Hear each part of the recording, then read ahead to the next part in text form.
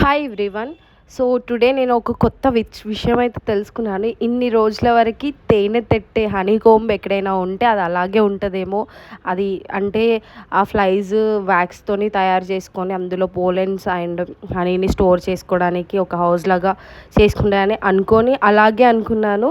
కానీ అవి తీసేస్తారు, అవి తీసేయొచ్చు కూడా అని చెప్పి నాకు తెలీదు. వాళ్ళకు ఒక సైట్ ఉంటుంది, వాళ్ళకి ఒక వెబ్సైట్ ఉంటుంది అండ్ వాళ్ళకి అఫీషియల్గా అది మనం ఇన్ఫామ్ చేస్తే వచ్చి తీస్తారని చెప్పి నాకు ఇప్పటి వరకు తెలీదు.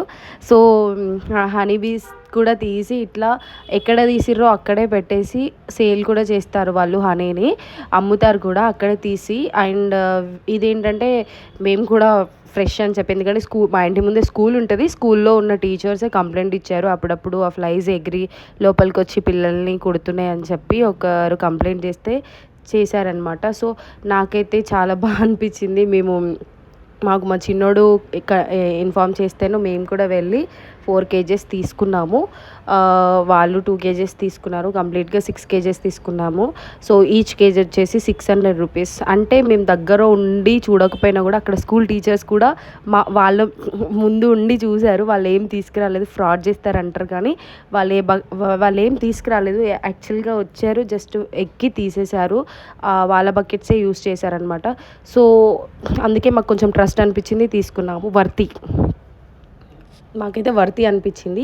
సో ఎందుకనంటే అక్కడ ఉన్న టీచర్స్ కూడా కేజెస్ తీసుకున్నారు కాబట్టి వాళ్ళు చెప్పారు దట్ ఏంటంటే ఇది మా ముందే ఎక్కి తీశారని చెప్పి, వాళ్ళు ఇంకేం తీసుకురాలేదు, ఇంకేం యాడ్ చేయలేదు అని చెప్తేను మేము కూడా తీసుకున్నాము.